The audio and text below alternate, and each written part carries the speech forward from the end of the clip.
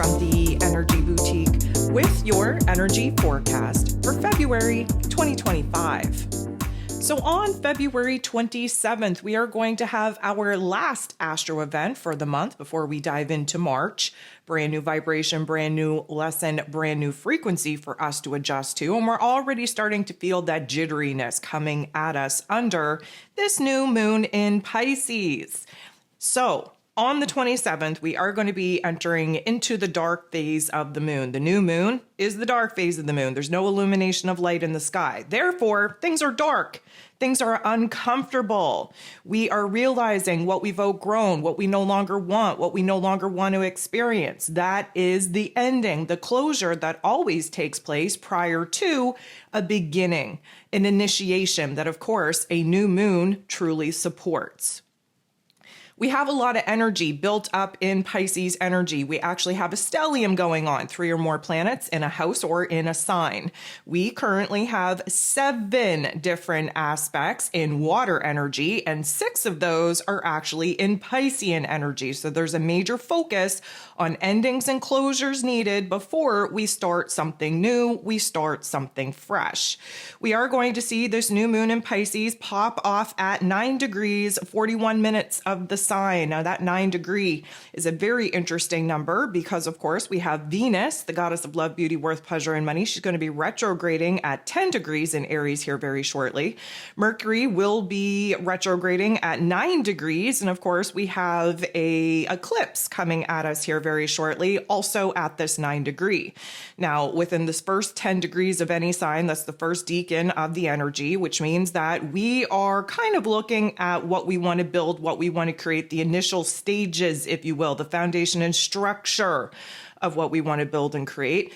But in Pisces energy, this is about realizing what has to end and die in order for that creation to actually have the space to be built in. This is why Pisces season and Pisces energy is heavy, is weighted, highly emotional, overwhelming, to the point where, of course, many of us doing shadow work, that's what Piscean energy is all about. We have to wrap things up in order to prepare to start fresh and start new. And of course, we are at the final sign of the zodiac wheel here in this Pisces energy in preparation for the new astrological calendar kicking off when the sun moves into Aries energy and triggers that equinox March 20th. But we definitely have a lot going on between now and then. And even though this is quote unquote a normal new moon, what do I mean by that? Well, we're kind of already edging into the craziness, the chaos of eclipse season. This new moon in Pisces cycle is going to reach a very climactic point with a full moon lunar eclipse in Virgo energy. And of course, that's going to be popping off on March 14th. So if you haven't already downloaded your new moon Pisces manifesting guide, I'm going to recommend you do that. We have a lot of energies building here, and specifically because this Pisces energy is very in tune with our higher self, with imagination, with fantasy, with creativity, we are definitely going to be wanting to stay in alignment with this particular lunar cycle and really tap into all of those energies to help us kind of gain clarity on what the goal, the vision, the dream for the future is supposed to be looking like. And of course, we're piecing things together as we're going along. So this new moon in Pisces is going to reach its peak potency at 7:45 p.m. Eastern Standard Time.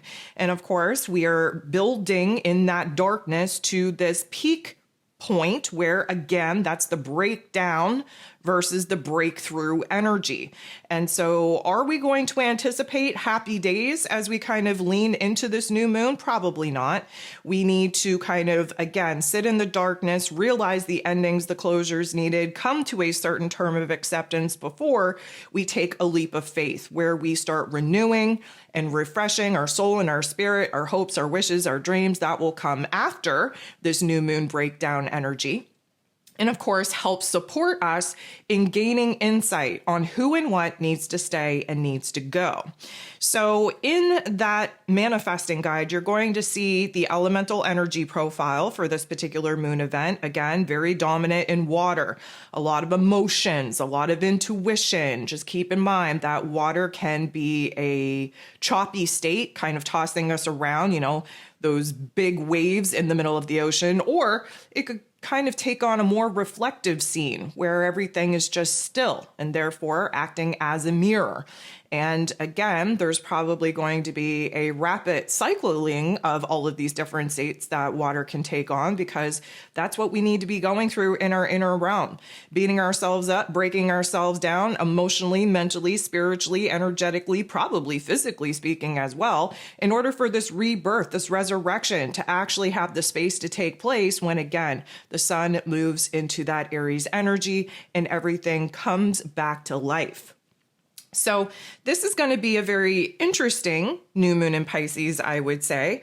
First of all, this is the first time in a very long time we've had this type of buildup in Piscean energy. We have Saturn here, we have Mercury here, of course the North Node is here now, Neptune is here, and of course we have this particular event popping off and taking place and setting the tone for some wild card wackadoodle energies coming at us in eclipse season. So Jupiter and Neptune are definitely in their rulership over this particular event. And because of that, we have to take a good look at where they're at in the chart. Neptune, of course, in his rulership at 28 degrees. We will see Mr. Neptune or Mrs. Neptune, or, fluid speaking Neptune, shift into Aries energy at the end of March. And so this is going to be a pivotal time, kind of new level of intensity coming at us here to kind of drive home the particular life lessons that we've been learning since 2011, when Neptune first entered into his rulership here in this Pisces energy. Jupiter, on the other hand, he is in Gemini energy, both mutable signs. So there is a little bit of a square going on here, and a square highlights where it is that, of course, we're going through some growing pains. At this particular juncture, what we have to avoid is acting on impulse, overcommitting, over-exaggerating, and just kind of putting ourselves in a situation where we're biting off more than we can chew, so to speak.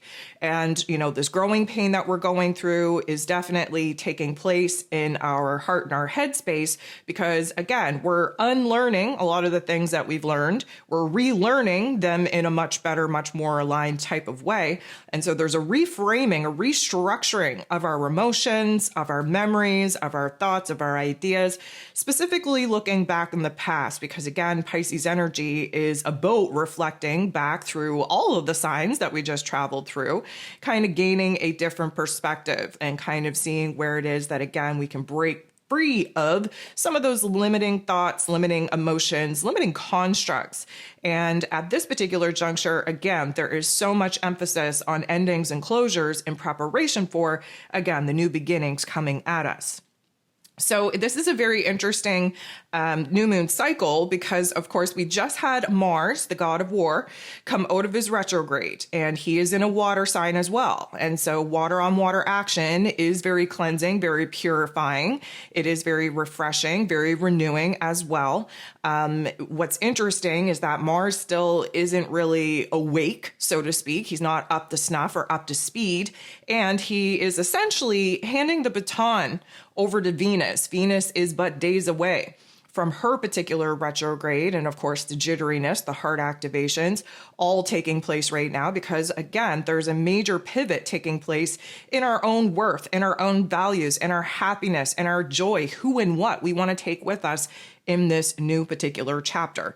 So yes, all of the planets are in a direct position. However, Mars very much in his post-retrograde shadow period, Venus very much in her pre-retrograde shadow period, along with Mercury.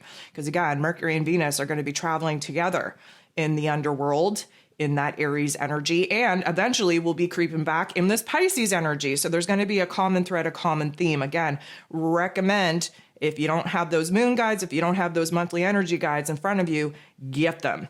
This is going to help you out a lot, seeing as a lot of the topics and themes that we are touching upon under this particular new moon event, something that we are going to be building on throughout the whole course of the year. And with some of the major heavy hitting planets in this Pisces energy, eager beaver to move into the Aries energy, we will be backtracking into this Pisces energy later on this year. So a lot of common threads will definitely be revisited at those particular points in time. And a lot of the things currently going on under this new moon in Pisces will come up for revision, will be coming up for review. So again, there's a lot going on. It doesn't feel good. There's a heaviness, there's a weight because emotionally, mentally, spiritually, and likely physically speaking, there is a breakdown of energies needed in order for us to rise up, renew, get resurrected, if you will, under that Aries energy that again is only a couple of weeks away. So yes, there is always this time in Pisces season as we're approaching the new moon in Pisces that things are dark and heavy and weighted, that it feels like you're never going to get out of this, like you feel like you're suffocating, like everything is going wrong. We have that new moon in Pisces pop off. That is the breakthrough point. And then after the new moon in Pisces, things start getting lighter and brighter again. And that's when we start tapping into the more positive side of this Pisces energy, which again is heightened intuition, which is new inspirations, new creative solutions. It's a very mystical time for us to be rebuilding our soul and our spirit before we integrate that new transformation in our physical bodies, which of course is going to take place when we move into Aries season. So there's a lot going on and you should definitely be pacing yourself. But again, I'm going to encourage you to do the work in those particular guides to kind of get in alignment with these energies, because this is a major turning point.